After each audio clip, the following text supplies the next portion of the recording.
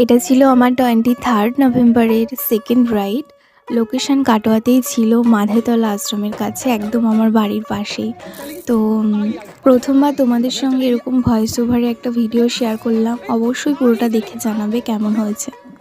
আর এখানে আমার কিছু ফ্রেন্ড আর্টিস্টদের নেওয়া ছিল 3 জনকে পার্টি মেহেন্দির কাজ করানোর জন্য।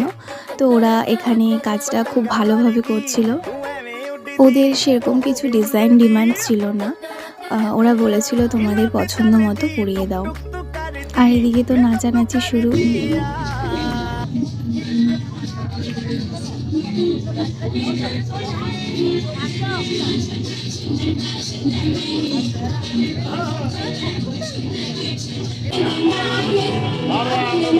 খাবো না আমি, খাবো না।